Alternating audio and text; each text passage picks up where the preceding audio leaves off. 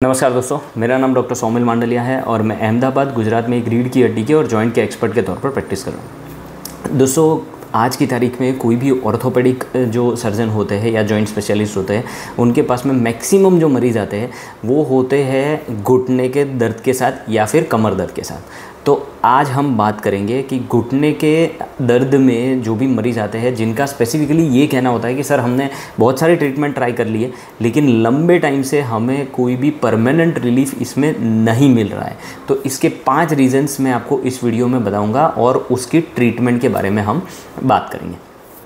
सबसे पहला रीज़न कि आपको वेर एंड टेयर हो गया है, मतलब कि एज रिलेटेड जो ऑस्टियोआर्थराइटिस होता है वो हो गया है। ये क्या होता है? अब ये देखिए कि ये घुटने का मॉडल है। इसमें मेनली 2 हड्डियाँ होती है, एक हमारा थाई का जो बोन होता है और एक नीचे पैर का बोन होता है। ये जो दोनों बोन होते हैं, इसका अपर एंड मतलब ये हड्डी का अपर हैंड और इसका लोअर एंड, ये दोनों में कार्टिलेज होती है। जो ये आपको ग्रे कलर की दिख रही है, ये जो ग्रे कलर की है ये कार्टिलेज होती है। कार्टिलेज एकदम ही मार्बल जैसी ये सरफेस होती है कि जिसके कारण आपकी दोनों हड्डियाँ एक दूसरे के ऊपर ईजीली मूव हो सके। ये कार्टिलेज जब भी डैमेज हो जाती है, जो यहाँ दिखाया हुआ है यहाँ पर, ये जैसे देख सकते हैं ये कार्टिलेज यहाँ डैमेज हो गई है। अगर ये कार्टिलेज डैमेज हो गई है तो दोनों घुटने के हड्डियाँ आपकी एक दूसरे के ऊपर घिसने लगती है और आपको दर्द शुरू हो जाता है। ये basically wear and tear arthritis है और इसके कारण आपको लंबे समय तक दर्द रह सकता है। दूसरा रीज़न आपको ट्रॉमा के कारण लिगामेंट इंजरी या फिर मेनिस्कस इंजरी है। आपको अगर कभी भी ये नी का ट्विस्टिंग हो गया है खेलते खेलते या फिर कभी कोई एक्सीडेंट हो गया, कुछ हो गया जिसके कारण आपका लिगामेंट या मेनिस्कस डैमेज हो गया, तो भी लंबे टाइम दर्द रह सकता है। ये क्या होता है? ये जो हड्डी है हमारी पैर की हड्डी, इसके ऊपर ये आपको दिख रही है, ये गादी होती है। बेसिकली घुटने में ये गादी होती है, कुशन की तरह काम करती है। ये स्ट्रेस कम करती है, ये एक्चुअली में शॉक एब्जॉर्बर की तरह काम करती है। अगर ये मेनिस्कस डैमेज हो गया है या फिर आपके दोनों हड्डियों को जो जॉइन करता है ये लिगामेंट होता है, ये लिगामेंट अगर डैमेज हो गया है तो इसके कारण भी आपको लंबे टाइम तक दर्द रह सकता है। कई मरीज़ हमने देखे हैं जिनको इनिशियली जब भी सर्जरी की सलाह दी जाती है दूरबीन से खास करके, तो उनका ये कहना होता है कि सर दवाई से दर्द तो कम हो ही रहा है तो अभी हम रहने देते हैं। इसमें क्या होता है, अगर आप लंबे टाइम तक ACL मेनिस्कस ये ऐसे ही डैमेज रहता है तो फिर आपका घुटना जो घिसता है उसकी स्पीड ज़्यादा हो जाती है, घुटना जल्दी से घिस जाता है और ख़राब हो जाता है। तीसरा रीज़न है आपका वज़न ज़्यादा होना। अगर 1 किलोग्राम का वज़न आपका ज़्यादा है तो आपके घुटने पर या फिर स्पाइन पर 4 केजी तक वज़न ज़्यादा पड़ता है। इसलिए आपका वज़न हमेशा कंट्रोल में होना चाहिए। जैसे कि आप देखिए कि आपका वज़न अगर 60 केजी होना चाहिए, उसकी जगह 70 है।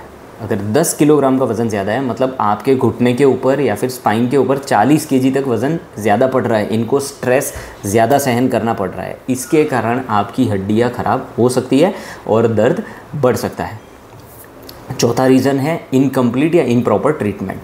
कई बार देखा है कि मरीज़ को थोड़ा सा भी आराम मिल जाता है ना, जैसे कि 70-80% जितना आराम घुटने के दर्द में मिल गया, उसके बाद में वो डॉक्टर को मिलना या फिर अपने फिजियोथेरापिस्ट को मिलना बंद कर देते हैं और थोड़ा सा अपनी ह्यूमन मेंटालिटी होती है कि हम निगलेक्ट करने लगते हैं कि अभी इतना ठीक हो गया है तो बाकी का हो जाएगा। ये इनकम्प्लीट ट्रीटमेंट कही जाती है। इनकम्प्लीट ट्रीटमेंट आपको नहीं रखनी चाहिए, इसके कारण लॉन्ग टाइम में बहुत ही डैमेज होने की संभावना रहती है। और 5वां रीज़न है मसल इम्बैलेंस, मतलब कि ये घुटने के ऊपर के जो मसल है, घुटने के फ्रंट में आते हैं क्वाड्रिसेप्स मसल और पीछे की तरफ आते हैं हैमस्ट्रिंग या फिर ऊपर जो हिप के जो मसल्स होते हैं। अगर ये वीक है, इसमें इम्बैलेंस है, तो आपकी चाल चेंज हो जाती है और ये इम्बैलेंस के कारण घुटने के ऊपर वेट भी अलग तरीके से जाता है और आपको दर्द रह सकता है। तो ये 5 सबसे कॉमन रीज़न्स हैं। अब इसकी ट्रीटमेंट की बात करते हैं। सबसे पहले अगर आपको ऑस्टियोआर्थराइटिस है तो अर्ली स्टेज में इसमें दवाई होती है, डाइसेरिन, ग्लूकोजामाइन जैसे डॉक्टर्स आपको सप्लीमेंट दे सकते हैं। PRP प्लेटलेट रिच प्लाज्मा का इंजेक्शन होता है, हाइल्यूरोनिक एसिड का इंजेक्शन होता है।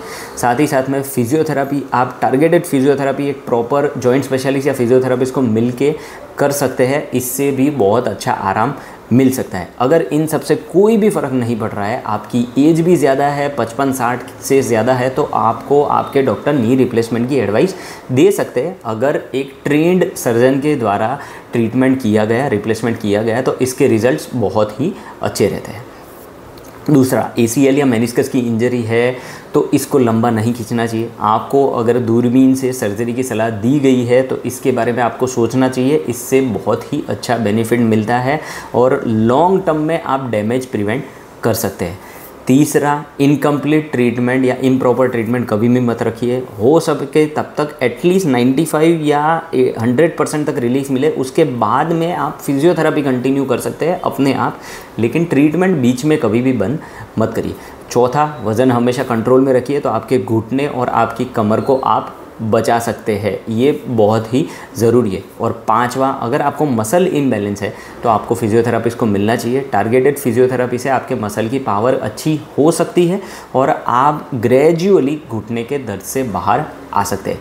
तो ये 5 बहुत ही कॉमन कारण है जिससे आपको लंबे टाइम से घुटने का दर्द रह सकता है, फ़र्क भी नहीं पड़ता है और इससे आप इमीडिएटली बाहर आ सकते हैं।